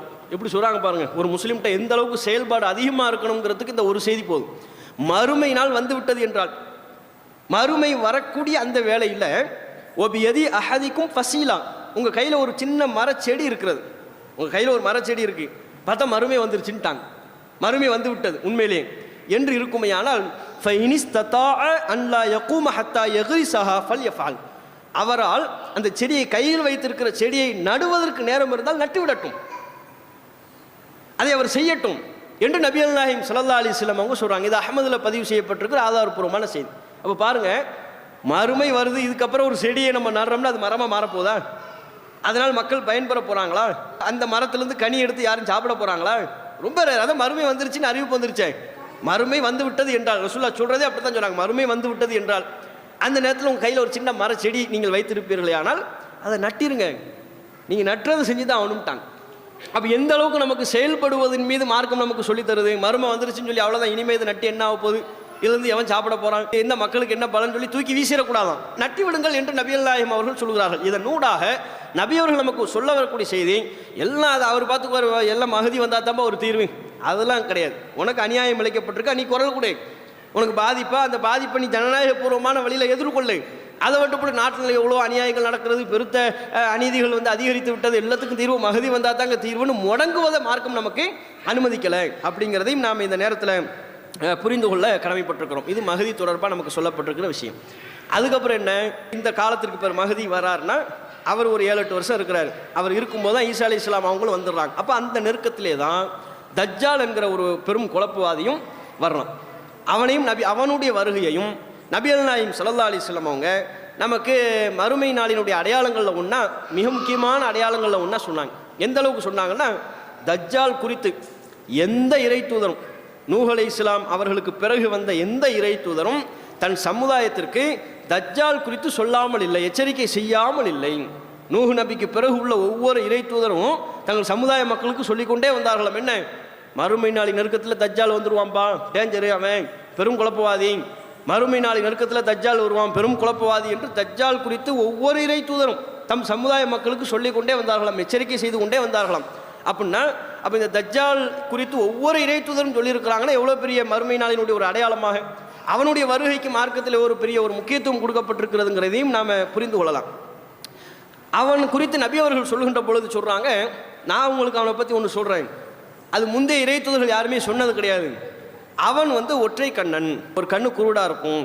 அல்லாஹ் வந்து என்ன கிடையாது, கண் பார்வையற்றவன் அல்ல, குருடன் அல்ல. இது எந்த இறை தூதரும் சொல்லாதது என்று நபிகள் நாயகம் ஸல்லல்லாஹு அலைஹி வஸல்லம் அவங்க தஜ்ஜால் குறித்து நமக்கு மேலதிகமான ஒரு செய்தியை சொல்கிறாங்க. அவனுடைய வர்ணனைகளை எல்லாம் சொல்கிறாங்க. அவன் குருடனாக இருப்பான், ஒரு கண்ணு குருடு, அவனுக்கு தன்னை அல்லான்னு சொல்லிக்குவான். அப்புறம் ரசூலுல்லாஹ் நமக்கு புரிய வைப்பது சொல்கிறாங்க, அல்லாஹ் உங்கள் இறைவன் ஒருபோதும் குருடன் கிடையாது, அவன் கண் பார்வையற்றவன் கிடையாது, எல்லாத்தையும் கண்காணிக்கிறவன், ரொம்ப நுணுக்கமாக பார்த்து கொண்டிருப்பவன். ஆனால் தஜ்ஜாலுக்கும் ஒரு கண்ணு குருடு. இது எந்த இறை தூதரும் சொல்லலை, நான் சொல்கிறேன் உங்களுக்கு என்று நபிகள் நாயகம் அவர்கள் வஹீயின் அடிப்படையில் சொல்கிறாங்க. அதுபோல் இது புகாரில் 3057வது செய்தியை பார்க்கலாம். அதுபோக தஜ்ஜால் குறித்து ரசூலுல்லாஹ் மேலதிகமாக சொல்லக்கூடிய விஷயங்கள் என்னென்னா, அவன் வந்து ஃபைதன் ரஜுலுன் அஹ்மர், கலரெல்லாம் சொல்கிறாங்க, சிவப்பு கலராக இருப்பானா. ஆள் என்ன பார்க்குறதுக்கு சிவப்பு, உடனே பக்கத்தில் சிவப்பு கலராக இருந்தால் சிவப்பு கலராக அப்படிலாம் தஜ்ஜால்னு சொல்லிடுறது. ஏன்னா தஜ்ஜால் குறித்து நம்ம மக்கள்கிட்ட ஒரு பெரிய கதை கப்சாலாம் இருக்குது. தஜ்ஜால் வந்து என்ன ரொம்ப ஹைட்டாக இருப்பான், சின்ன பிள்ளையில் சொல்லியிருக்காங்க, கேள்விப்பட்டிருக்கீங்களா, கடும் ஹைட்டாக இருப்பானா. கடலில் போனால் என்னவா, கணுக்கால் வரையில் தான் தண்ணி இருக்குமா அவனுக்கு. அது போக கடல்லேருந்து ஒரு மீன் எடுப்பானா, சூரியனில் சுட்டு சாப்பிடுவான். என்ன அவன் என்ன பீச்லேயே இருக்கிறான், சூரியனில் சுட்டு மீன் சாப்பிட்டுக்கிட்டு மீன் சாப்பிட வந்தான் அவன். இதெல்லாம் பொய். உங்கள் முன்னோர்கள் வந்து தஜ்ஜாலின் பெயரால் சொல்லி வச்சிருக்கிற கதை கப்சாது. அது கதைக்கு தான் உதவுமே தவிர மார்க்கத்தில் அப்படிலாம் இல்லை. பெரிய ஹைட்டாக இருப்பான், கடலில் போனால் கணுக்கால் வரையில் தான் தண்ணி, மீனை பிடிச்சி சூரியனில் சுட்டு திங்கி, இதெல்லாம் மார்க்கத்தில் இல்லாது. ஆனால் ரசூலுல்லாஹ் ஆதாரப்பூர்வமாக சில விஷயங்கள் நமக்கு சொல்லி தந்திருக்கிறாங்க அவன் குறித்து. ரஜுலுன் அஹ்மர், அவன் என்னவா இருப்பான், சிவப்பாக இருப்பான். ஜசீம், கொஞ்சம் குண்டாக இருப்பான். ஜஅதுர் ரஸ், தலைமுடிலாம் சுருளாக இருக்குமா. தஜ்ஜாலுக்கு என்னவா இருக்கும், தலைமுடி சுருளாக இருக்கும். அவ்வரு ஐநுல் யும்னா, வலது கண் குருடு, அவனுக்கு வலது கண் குருடாக இருக்கும். இன்னொரு கண் எப்படி இருக்குமா, துருத்தி கொண்டிருக்கும் திராட்சையை போல இன்னொரு கண் இருக்கும் என்று அவன் குறித்த அடையாளங்களை சொல்கிறாங்க. இதெல்லாம் புகாரில் 3441, 7026, 71, 28 இந்த இலக்கத்தில் நீங்கள் பார்க்கலாம். அது போக ரசூலுல்லாஹ் அவன் குறித்து சொல்லக்கூடிய இன்னும் ஒரு அடையாளம் என்னென்னா, மக்தூபுன் பைன ஐனைஹி, அவனுடைய 2 கண்களுக்கு மத்தியில், அதாவது நெற்றியில் என்ன எழுதப்பட்டிருக்கும்னா காஃபிர் என்று எழுதப்பட்டிருக்குமா. காஃபு ஃபா ரா, இப்படி ரசூலுல்லாஹ் சொல்லி சொல்கிறாங்க. காஃபிர் என்று எழுதப்பட்டிருக்கும், காஃபு ஃபா ரா, இந்த 3 எழுத்தை கொண்டு எழுதப்பட்டிருக்கும் என்று நபிகள் நாயகம் ஸல்லல்லாஹு அலைஹி வஸல்லம் அவங்க சொல்கிறாங்க. அந்த வார்த்தையை யக்ரஉஹு குல்லு முஸ்லிமின், ஒவ்வொரு முஸ்லீமும் அதை பார்த்து படிப்பார். அந்த நேரத்தில் நான் அரபி படிக்க தெரியாது, நான் மக்தப் மாசாவிலே ஓதலையே, நான் எப்படி காஃபிர்னு படிப்பேன். அது மறுமை நாள் வந்துருச்சுன்னா எல்லாம் உல்டாவாக தான் நடக்கும். மறுமை நாளின் நெருக்கத்தில் உசுல் படி எதுவுமே நடக்காது, எல்லாமே நேர் மாற்றமாகத்தான் நடக்கும். அதிசயமான நிகழ்வுகள் நடப்பது தான் மறுமை நாளுங்கிறது. சூரியன் இவ்வளவு காலமாக இதில் உதித்து கொண்டிருக்கும், கிழக்குலேருந்து மேற்குல உதிக்குது. மறுமை நாள் நெருக்கத்தில் எப்படி உதிக்கும், மேற்குலேருந்து உதிக்க ஆரம்பிச்சிடும். அப்போ அதுதான் அடையாளம். இனி எல்லாம் தலைகீழாக மாறப்போகுது, அனைத்தும் தலைகீழாக நடக்கப் போகிறது என்பதனுடைய சிம்பாலிக்க முதல் விஷயமா எது உணர்த்துகிறது, அதையெல்லாம் நம்ம குறிக்கக்கூடிய ஒரு குறியீடாக எது உணர்த்துதுன்னா அந்த சூரியன் மேற்குலேருந்து உதிக்கிறது, அதுவே நமக்கு உணர்த்தி விடுகிறது. அப்போ அந்த நேரத்தில் அந்த காஃபிர்னு எழுதப்பட்டிருக்கும்ல, அது நான் மக்தப் மாசாவில் ஓதலை, எனக்கு அலிப்பாவே தெரியாது, எது காஃபு எது ஃபா எது ரானே தெரியாதுலாம் சொல்ல இயலாது. யக்ரவுஹு குல்லு முஸ்லிமின், ஒவ்வொரு முஸ்லீமும் அதை பார்த்து படிச்சுடுவான், காஃபீர் அப்படின்னு படிச்சுடுவாங்களாம். படிக்க தெரியாதவராக இருந்தால் கூட மறுமை நாளின் நெருக்கத்தில் தஜ்ஜால் வருகின்ற பொழுது அவன் நெற்றியில் எழுதப்பட்டிருக்கிற இந்த வார்த்தையை அனைத்து முஸ்லீமும் படிப்பார்கள் என்று நபிகள் அவர்கள் சொல்கிறார்கள். இது முஸ்லீமில் தமிழ் நம்பர் 5622 இதில் நம்ம பார்த்து தெரிந்து கொள்ளலாம். அவன் பண்ணக்கூடிய குழப்பம், ஏராளமான குழப்பம் பண்ணுவான். மக்களுக்கு மத்தியில் மக்களை குழப்பக்கூடிய விதமாக பல்வேறு விதமான குழப்பங்கள் அவன் மூலமாக நிகழும். அதை நிகழ்த்துறதுல அவனுக்கு தொடர்பு கிடையாது, அல்லாஹ் தான் நிகழ்த்துறான். ஆனால் அவன் மூலமாக தான் அல்லாஹ் வச்சிருக்கான். ஏன்னா அவன் தஜ்ஜால் என்கிற படைப்பே ஒரு சோதனை தானே, சோதனையான ஒரு படைப்பு. அல்லாஹ் ரப்புல் ஆலமீன் அந்த இறுதி காலத்தில் இருக்கக்கூடிய மக்களினுடைய ஈமானை சோதித்து பார்ப்பதற்கு தான் அவன் வருகை. அப்போ என்னென்ன நிகழ்வுகள்லாம் நடக்கும்னு ரசூல் ஸல்லல்லாஹு அலைஹி வஸல்லம் அவங்க சொல்கிறாங்க அப்படின்னா, முதல் விஷயம் தஜ்ஜால், அவன் குறித்த அடையாளங்களெல்லாம் நம்ம சொன்னோம். இந்த அடையாளங்கள் சிவப்பாக இருக்கிறவன், குண்டா இருக்கிறவன், தலையில் சுருட்ட முடியும், இவனையெல்லாம் பார்த்து நம்ம என்னன்னு சொல்லிடக்கூடாது, தஜ்ஜால்னு சொல்லிடக்கூடாது. அதுலேருந்து வேறுபட்ட இன்னொரு அடையாளத்தை சொல்லிட்டாங்க, என்ன கஃபர எழுதப்பட்டிருக்கும்ட்டாங்க, காஃபிர்னு எழுதப்பட்டிருக்கும்ட்டாங்க. அது போக இப்போ அவன் இருக்கிறானா இல்லை மறுமை நாள் நெருக்கத்தில் புதுசாக படைக்கப்படுவானா, ஆல்ரெடி இப்போ இருக்கிறானா, அல்லது மறுமை நாளின் நெருக்கத்தில் தான் அவன் புதுசாக. இப்போ ஈசா அலைஹிஸ்ஸலாம் அவங்க தன்னளவில் எல்லாம் உயர்த்திட்டாங்கல்ல, அங்கேருந்து தான் வரணும், வானத்திலேருந்து தான் கீழே இறங்கணும். அது மாதிரி தஜ்ஜாலும் வானத்திலேருந்து கீழே இறங்க போகிறானா, அல்லது ஆல்ரெடி படைக்கப்பட்டு இருக்கிறானா, அல்லது அந்த நேரத்தில் புதுசாக படைக்கப்படுவானான்னு கேட்டால் ஆல்ரெடி இருக்கிறான், படைக்கப்பட்டு இருக்கிறான். புதுசாக படைக்க போகிறதுலாம் இல்லை, வானத்திலேருந்து கீழே இறங்க போகிறதும் இல்லை, இங்கே தான் பூமியில் தான் இருக்கிறான், மக்கள் பார்வையிலேருந்து அடைத்து வைக்கப்பட்டிருக்கிறான். சரியா? எப்படி இருக்கிறான்னு சொல்கிற ரசூல் ஸல்லல்லாஹு அலைஹி வஸல்லம் அவங்க நமக்கு சொல்கிறாங்க. ஒரு தடவை லுஹர் தொழுகை அல்லது அசர் தொழுகை, இது குறித்த செய்தியை முஸ்லீமில் தமிழ் நம்பர் 5638 அதில் நீங்கள் பார்க்கலாம். ஒரு சம்பவத்தை சொல்கிறாங்க. தொழுகை நேரத்தில் மக்களுக்கெல்லாம் அழைப்பு கொடுத்துறாங்க, எல்லாம் வந்துருங்கன்ட்டாங்க. மெம்பரில் ஏறி நின்று மக்களையெல்லாம் கேட்குறாங்க, உங்களையெல்லாம் நான் கூப்பிட்டேனே, ஏன் கூப்பிட்டேன்னு தெரியுமா அப்படின்னு கேட்குறாங்க. சஹாபாக்கள் சொல்கிறாங்க, அல்லாஹு ரசூலுஹு அலமு, அல்லாஹ் ரசூலுக்கு தான் தெரியும் என்னன்னு தெரியலையே, ஏன் கூப்பிட்டீங்க அப்படிங்கிறாங்க. இல்லை, தமீமுத்தாரி வந்திருக்கிறாரு, இவர் ஒரு நஸ்ரானி, ஒரு கிறிஸ்தவர், இப்போ தான் இஸ்லாத்தை ஏற்றுக்கிட்டார், பையத்து செஞ்சு, ரசூலுல்லாஹ்விடத்தில் தானே மார்க் அடிப்படையில் உள்ள பையத்து இருக்குது, பையத்து செஞ்சு உறுதிமொழி ஏற்று இஸ்லாத்தை ஏற்றுக்கிட்டாரு. அவர் தன்னுடைய வாழ்வில் ஏற்பட்ட ஒரு நிகழ்வை சொன்னார், ஒரு சம்பவத்தை சொன்னார். அந்த சம்பவம், அவர் எனக்கு சொன்ன சம்பவம் தஜ்ஜால் குறித்து உங்களுக்கு நான் ஏற்கனவே சொன்ன பல செய்திகளோடு ஒத்துப்போகிறது, ஆகவே அந்த சம்பவத்தை உங்களுக்கு சொல்வதற்கு தான் அழைத்தேன் அப்படிங்கிறாங்க. புதுசாக வேறு பயான் பண்ணுறதுக்குலாம் அழைக்கலை, சொர்க்கத்தை பற்றி ஆர்வம் ஊட்டுவதற்கும் நரகத்தை பற்றி எச்சரிக்கை செய்வதற்கும் நான் கூப்பிடல அப்படியே சொல்கிறாங்க. உங்களை ஆர்வம் ஊட்டுறதுக்கும் எச்சரிக்கை செய்கிறதுக்கும் நான் கூப்பிடல. தமீமுத்தாரி வந்தார், இஸ்லாத்தை ஏற்றுக்கிட்டார், அவர் ஒரு சம்பவம் சொன்னார். அந்த சம்பவம் உங்களுக்கு முன்பே நான் தஜ்ஜால் குறித்து எச்சரிக்கை செய்திருக்கிற, தஜ்ஜால் குறித்து நான் சொல்லியிருக்கிற பல செய்திகளோடு ஒத்துப்போகுது. அது என்ன சம்பவம்னு சொல்ல ஆரம்பிக்கிறாங்க ரசூலுல்லாஹ். தமீமுத்தாரிகிட்ட இருந்து ரசூலுல்லாஹ் சொல்கிறாங்க, அவர் இஸ்லாத்தை ஏற்றுக்கிட்டார்ல, முதல் கிறிஸ்தவராக இருந்தார், அதுக்கப்புறம் இஸ்லாத்துக்கு வந்துட்டார், அப்போ ஒரு சஹாபியாக மாறிடுறார். அவற்றிருந்து ரசூலுல்லாஹ் கேட்ட அந்த செய்தியை சொல்கிறாங்க. என்ன சொல்கிறாங்க, தமீமுத்தாரி கடல் வழியாக ஒரு பயணம் போனார். இதெல்லாம் முஸ்லீமில் இருக்குது, முஸ்லீமில் 5638 அதில் இருக்குது. தமீமுத்தாரி கடல் வழியாக ஒரு பயணம் போனார், தன்னுடைய சகாக்கள் கூட்டத்தாரோட பல கோத்திரத்தார்களோடு போனார். பல நாள் பயணம், திடீர்னு கடலில் ஏற்பட்ட அலை, அதன் காரணத்தினால கப்பல் திசை மாறிடுச்சு, வழி மாறி அங்கே எங்கன்னு போய் கடைசியில் ஒரு தீவு பக்கத்தில் ஒதுங்கிட்டார்.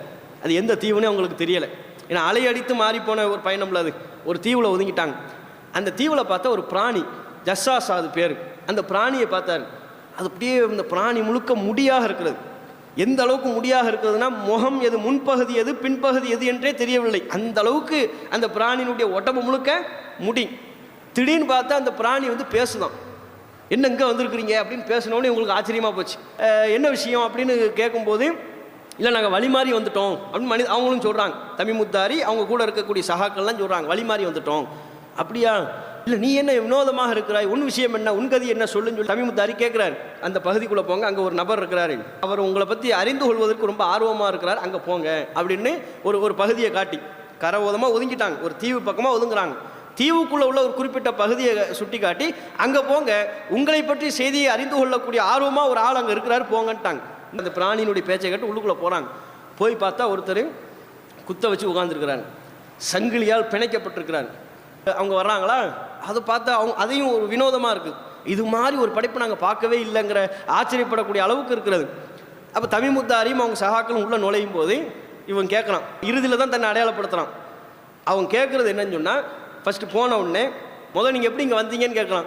திசை மாதிரி வழி மாதிரி வந்துட்டோம், இதுதான் நிலவரம், ஏற்கனவே அதை பார்த்து வேறு நாங்கள் பயந்துருக்குறோம், இப்போ உங்கள் பக்கத்தில் வந்திருக்கிறோம்னு சொன்ன உடனே, சரி பைசான் தோட்டம் பேரிச்ச மரம்லாம் எப்படி இருக்குது, நல்லா இருக்குதா, அது நல்ல பழங்கள்லாம் தருதா, ஆமாம் நல்ல பழங்கள்லாம் தருதே, ஒரு காலத்தில் அது பழம் தராமல் போகும், அந்த மரங்களிடமிருந்து பைசான் தோட்டத்திடமிருந்து கனிவர்க்கங்கள் வராமல் போகும்.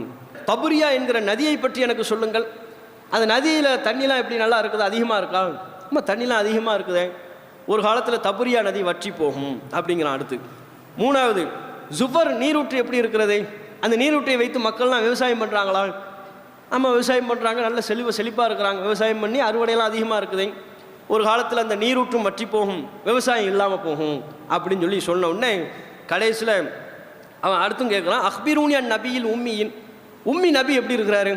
யாரை பற்றி கேட்குறான் பாருங்க. உம்மி நபி, உம்மி மக்கள், எழுத்தறிவு இல்லாத படிப்பறிவு இல்லாத மக்களினுடைய இறை தூதர், அவர் எப்படி இருக்கிறாரு?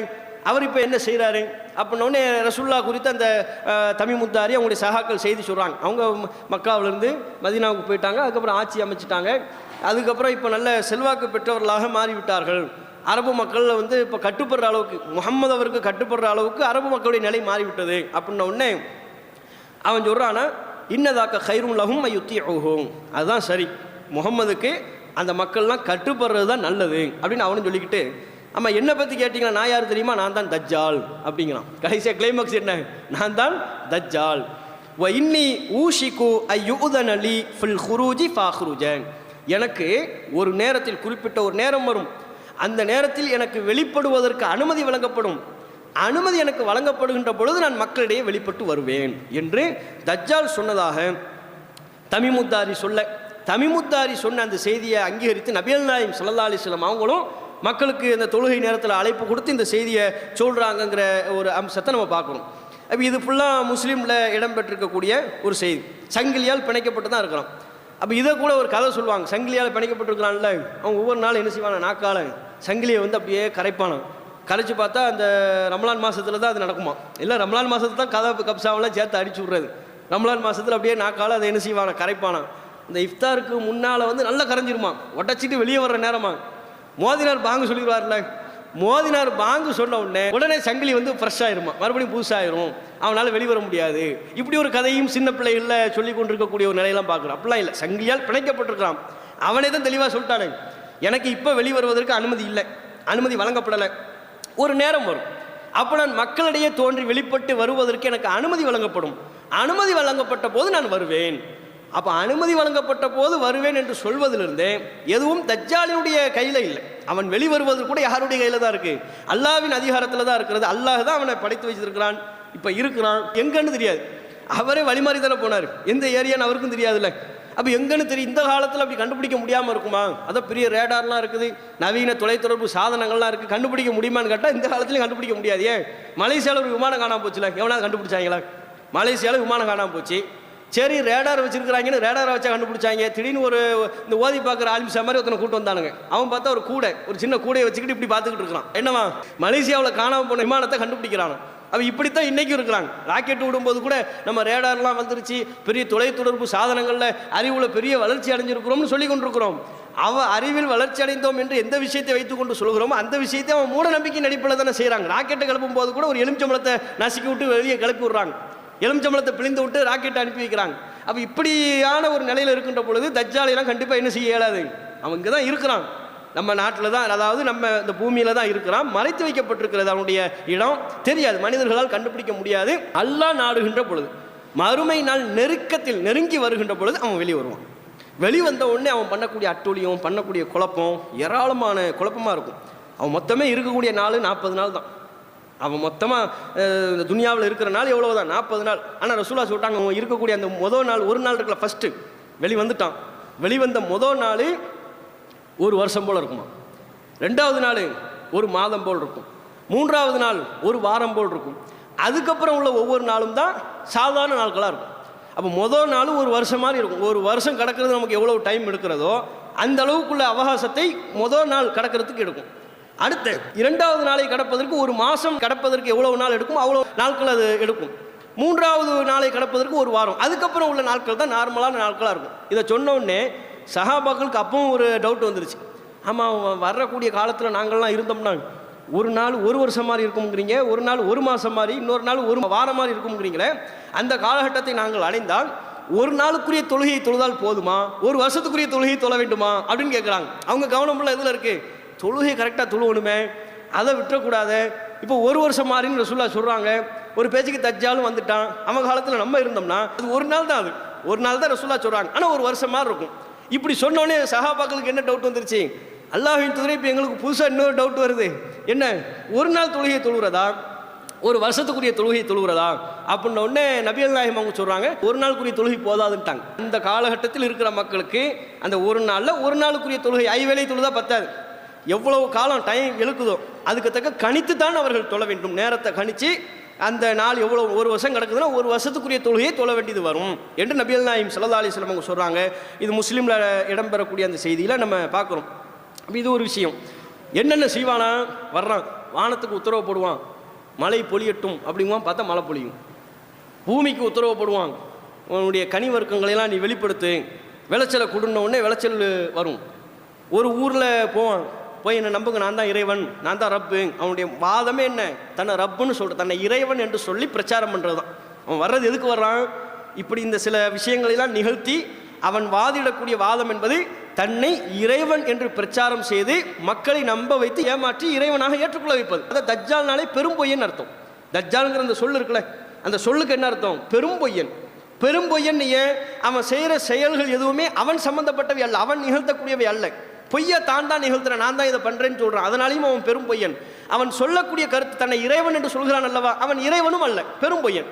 அப்போ இந்த விதத்தில் அவன் பெரும் பொய்யனாக இருக்கிறான். ஒரு ஊரை கடந்து போகும்போது அந்த ஊட்ட சொல்லுவானான், என்னை ஏற்றுக்குங்க, நான் தான் இறைவன். ஏற்றுக்குவாங்களாம். அவன் அந்த ஊரை தாண்டி போயிடுவான். ஏற்றுக்கிட்டாங்கன்னு உடனே அதை தாண்டி போகும்போது அந்த ஊரில் பார்த்தா மறுநாள் இருந்து செல்வ செழிப்பு எல்லா மக்களுக்கும். அவனை ஏற்றுக்கொண்ட மக்களுக்கு செல்வ செழிப்பு, பொருளாதார செழிப்பு, நல்ல இன்பமாக வாழ்வார்களாம். இன்னொரு ஊர்கிட்ட போய் என்னை ஏற்றுக்குங்க, நான் தான் இறைவன் சொல்லுவானா, அவங்க ஏற்றுக்க மாட்டாங்களாம். அந்த ஊர் மக்கள் ஏற்றுக்கொள்ள மாட்டார்கள். சரின்ட்டு கிராஸ் பண்ணி போயிடுவான்.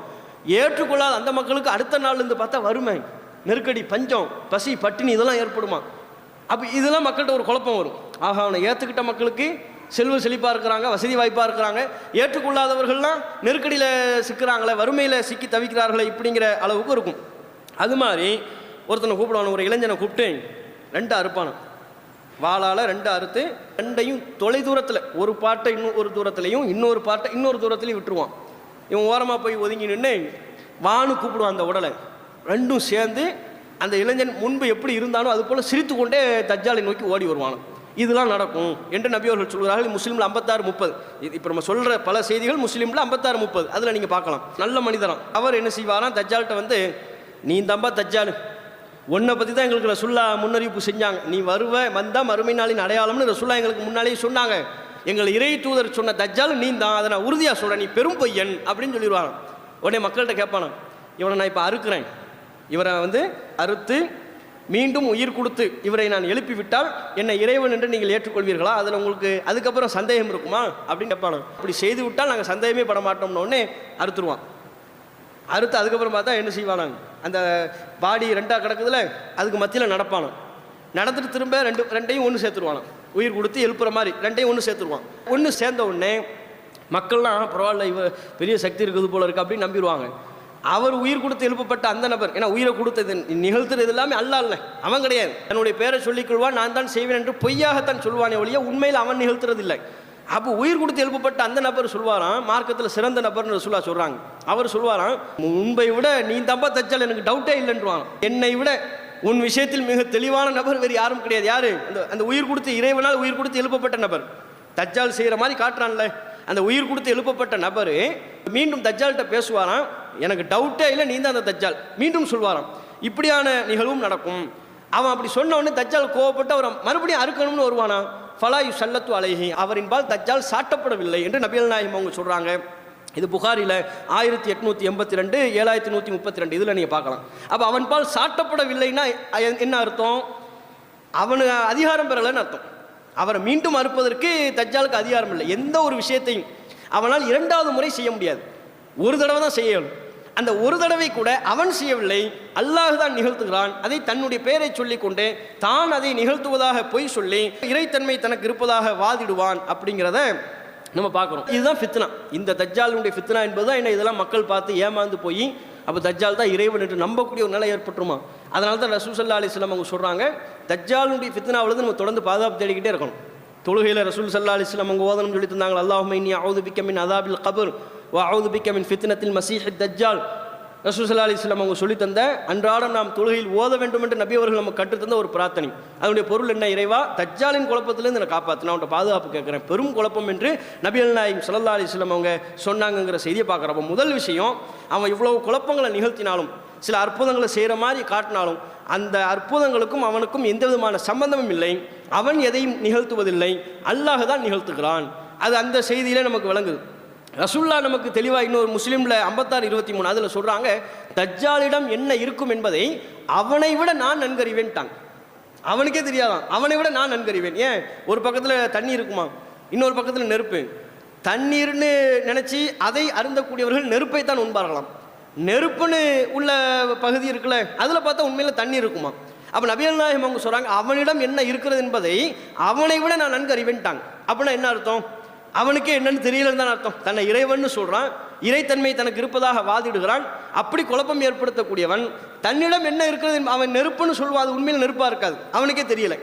அவன் தண்ணின்னு சொல்வான், அது உண்மையில் தண்ணியாக இருக்காது, தண்ணின்னு சொல்வது நெருப்பாக இருக்கும், நெருப்புன்னு சொல்வது தண்ணீராக இருக்கும். அப்போ இந்த அளவிற்கு பலவீனமானவனாகத்தான் அவன் இருப்பான், அவனுக்கே தெரியாது அப்படின்னு சொல்லப்படுவதிலிருந்தும் அவனுடைய வருகை அவன் என்னென்ன நிகழ்த்துவான் என்பதையெல்லாம் நபியவர்கள் நமக்கு முன்பே சொல்லிட்டாங்கல்ல. இதுதான் நடக்கும்னு சொல்லிட்டா நடத்துறது யாரு, அவன் செய்யறானா அல்லாஹ் நிகழ்த்துறானா, அல்லாஹ் தான் நிகழ்த்துறான் அப்படிங்கிறத பார்க்குறோம். இவ்வளோ குழப்பங்கள் தலைவிரிச்சு ஆட எல்லா பகுதிக்கும் வருவான். அவன் பண்ணுற குழப்பம், தன்னை இறைவன் இறைவன் என்று சொல்லிக்கொண்டு செய்யக்கூடிய குழப்பம் உலகம் முழுமைக்கும் வருவான், மக்காவுக்கும் மதீனாவுக்கும் தவிர. அந்த பகுதிக்கு அவனால் வர இயலாது, மற்ற எல்லா பகுதிக்கும் அவனுடைய குழப்பம் போகும். இந்த குழப்பம் மிகைத்து கொண்டிருக்கிற நேரத்தில் தான் ஈசா அலைஹிஸ்ஸலாம் அவங்க இறங்குவாங்க. தஜ்ஜாலுடைய குழப்பம் கடுமையான முறையில் தலை விரித்து ஆடும். அந்த நேரத்தில் தான் ஈசா அலைஹிஸ்ஸலாம் அவங்க வானத்திலிருந்து இறங்குவாங்கிறாங்க. வானத்திலிருந்து தான் இறங்குவாங்களாம். இறங்கும்போது ரசூலுல்லாஹ் சொல்கிறாங்க, வானவர்களினுடைய இறக்கைகளை, 2 வானவர்களுடைய இறக்கையில தான் தன்னுடைய கைகளை வைத்து கொண்டு இறங்குவார்கள். குங்குமப்பூ நிறை ஆடை அணிந்து கொண்டிருப்பார்கள். அவர் மூச்சுக்காற்று வெளியிடுவார். மூச்சுக்காற்றை சுவாசிக்கக்கூடிய இறை மறுப்பாளர்கள்லாம் மரணம் அடைந்து விடுவார்கள். அப்படிங்கிற செய்தியெல்லாம் நபிகள் நாயகம் ஸல்லல்லாஹு அலைஹி வஸல்லம் அவங்க நமக்கு சொல்கிறாங்க. வந்து இறங்கி அவருடைய முதல் வேலை என்ன, சிலுவை உடைப்பாங்க, பன்றியை கொள்வாங்க. அடுத்து மெயின் வேலையாக தஜ்ஜாலை தேடுவாங்க. எங்கன்னு பார்ப்பாங்க, பார்த்து அவனை கொலை செய்கிறது. தஜ்ஜால் ஒரு கட்டத்தில் கண்டுபிடிச்சிருவாங்க. ஈசா அலைஹிஸ்ஸலாம் அவங்கள பார்த்த உடனேயே தஜ்ஜால் என்ன பண்ணிடுவானா, உப்பு கரையிற மாதிரி கரைஞ்சிருவானா. ஈசா அலைஹிஸ்ஸலாம் அவங்கள பார்த்த உடனே அவனுக்கு என்ன பீதி, பெரிய அச்சம், தன்னுடைய கதையெல்லாம் முடிய போகிறது என்பதை உணர்ந்து விடுவான். உப்பு கரைவதை போல கரைந்து விடுவான். ரசூலுல்லாஹ் சொல்றாங்க, ஈசா அலைஹிஸ்ஸலாம் அவர்கள் தஜ்ஜாலை ஒன்றுமே செய்ய வேண்டியதில்லை, எதுவுமே செய்யாவிட்டால் கூட அவன் கரைந்து போவான். இருந்தாலும் ஈசா அலைஹிஸ்ஸலாம் அவங்களை விட மாட்டாங்க. தன்னுடைய கையால் அவனை கொள்வார்கள், தன் கையால் தஜ்ஜாலை கொள்வார்கள், தன்னுடைய வாளால் தஜ்ஜாலை கொள்வார்கள். கொன்றுவிட்டு வாளின் ஓரத்தில் படிந்திருக்கிற இரத்தக்கரையை மக்களுக்கெல்லாம் காட்டுவாங்களாம். அப்போ தான் மக்களுக்கு ஆஹா தஜ்ஜால் கதை சாப்டர் க்ளோஸ் முடிஞ்சிருச்சு அப்படின்னு மக்களுக்கு, மூமின்களுக்கெல்லாம் நிம்மதி ஏற்படுமா. இந்த நிம்மதி ஏற்பட்டு கொண்டிருக்கக்கூடிய நிலையிலேயே அடுத்த குழப்பம் வருது, யாஜூஜ் மாஜூஜ் அந்த படை வருது. இப்போ தான் தஜ்ஜாலுடைய குழப்பம் அடங்கியிருக்கும். ஈசா அலைஹிஸ்ஸலாம் அவங்க கொண்டு முடிச்சிருப்பாங்க. ஈசா அலைஹிஸ்ஸலாம் அவங்க இருக்கின்ற பொழுதே தான் யாஜூஜ் மாஜூஜும் வருவாங்க. அந்த யாஜூஜ் மாஜூஜ் குறித்து குர்ஆனில் 18வது அத்தியாயம் 94வது வசனம், 21வது அத்தியாயம் 96வது வசனத்துலாம் நீங்கள் பார்க்கலாம். யாஜூஜ் மாஜூஜும் படைக்கப்பட்டாங்க, ஆல்ரெடி இருக்கிறாங்க. துல்கர்னைன் என்கிற ஒரு நல்லடியாரையினுடைய வரலாற்றை பற்றி அல்லாஹ் சொல்லும்போது, அவங்க ஒரு பூமிக்கு பல பகுதிகளுக்கு பயணம் போகிறாங்க. ஒரு கிராமத்துக்கு போகும்போது அந்த கிராம மக்கள் முறையிடுறாங்க, யாஜூஜ் மாஜூஜுங்க தான் இருக்கிறாங்க, பெரிய குழப்பம், அட்டுழியம் பண்ணுறாங்க, ஏதாவது பண்ணுங்க அப்படின்னு கேட்கும்போது அவங்க என்ன செய்வாங்கன்னா, சரி செம்பையெல்லாம் உருக்கி கொண்டு வாங்கன்னு சொல்லி அவங்க இருக்கிற பகுதியை மறைத்து பெரிய ஒரு தடுப்பு சுவரை எழுப்பிடுவாங்க. யாஜூஜ் மாஜூஜ் எந்த பகுதியில் இருக்கிறார்களோ அவர்கள் வெளிவர முடியாத அளவிற்கு, துளையிட முடியாத அளவிற்கு செம்பால் உருக்கப்பட்ட அந்த பொருளை வைத்துக்கொண்டு பெரிய ஒரு தடுப்பு சுவரை எழுப்பியிருக்கிறாங்க என்பதுதான் குர்ஆன் நமக்கு சொல்லக்கூடிய வரலாறு. அப்போ அவங்க சொல்லும்போதே சொல்லிடுவாங்க, இங்கேருந்து வரமாட்டாங்க, என்னுடைய இறைவனின் வாக்குறுதி ஒரு நாள் வரும். வாக்குறுதி வரும்போது ஜாலஹு தக்கா, இது அல்லாஹ் எப்படி ஆக்கிடுவான், தூள் தூளாக ஆக்கிடுவான், அந்த தடுப்பு சுவரை தூள் தூளாக ஆக்கி விடுவான். அந்த நாள் கண்டிப்பாக நடந்தே தீரும் என்று துல்கர்னைன் என்கிற நல்லடியார் சொன்னதாக குர்ஆனில் நம்ம பார்க்கணும். அப்போ அந்த சுவரை உடைச்சிக்கிட்டு வருவாங்கல்ல, அதுவரையும் உடைக்க முடியாது, அதுவரையில் அவங்களால துளையிட முடியாது, ஓட்டப்பட முடியாது, அதை தாண்டி வர இயலாது, தடுக்கப்பட்டு தான் வச்சிருக்கிறாங்க. இறைவனுடைய வாக்குறுதி நடக்கக்கூடிய அந்த நாளின் நெருக்கத்தில் உடைச்சிக்கிட்டு வருவாங்க. உடைச்சிக்கிட்டு தபுரியாங்கிற ஏரியை தாண்டி வருவாங்களாம். அவ்வளோ இருப்பாங்க. இந்த யாஜூஜ் மாஜூஜை பற்றி நமக்கு நிறைய கதை கப்சாலும் சொல்லியிருக்காங்க. பார்த்தா ரொம்ப குட்டையாக இருப்பாங்க.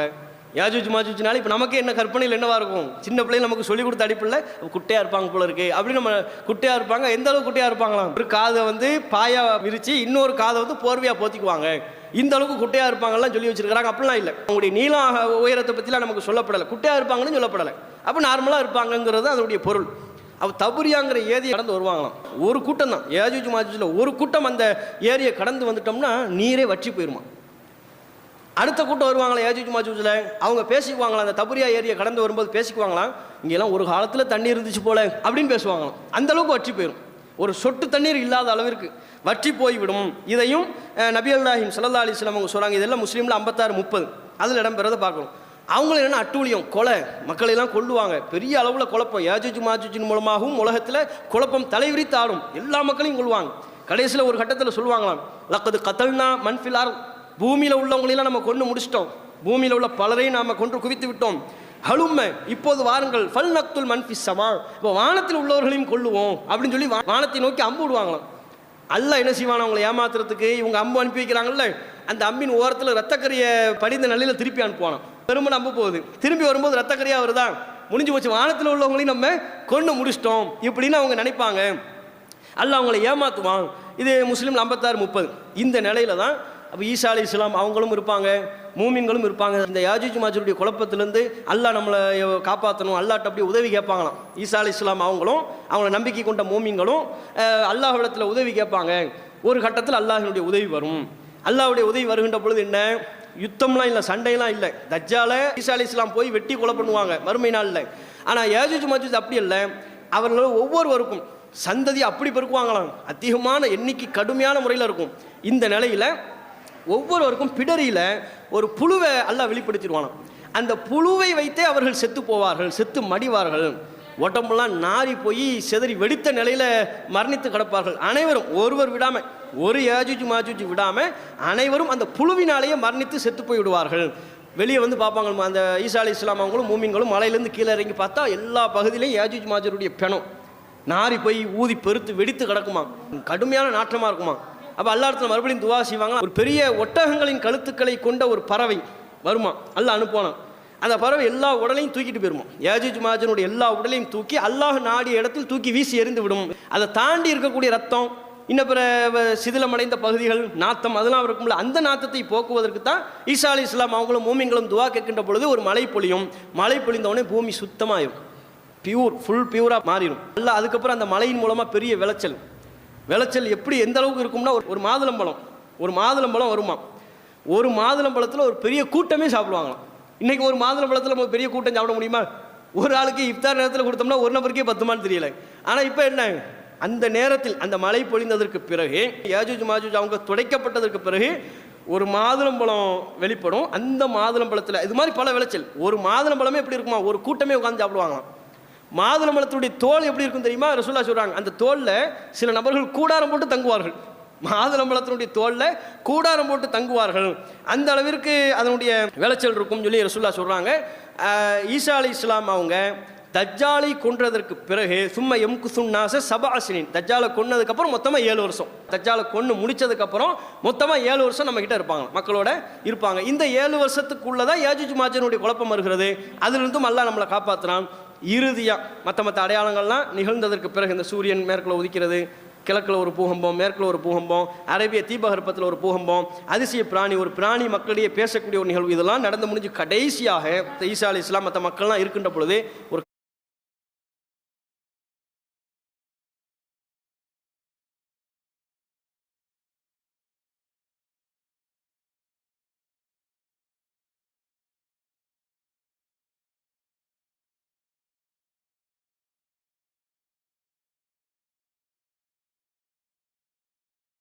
காற்று எல்லாம் அனுப்புவான்.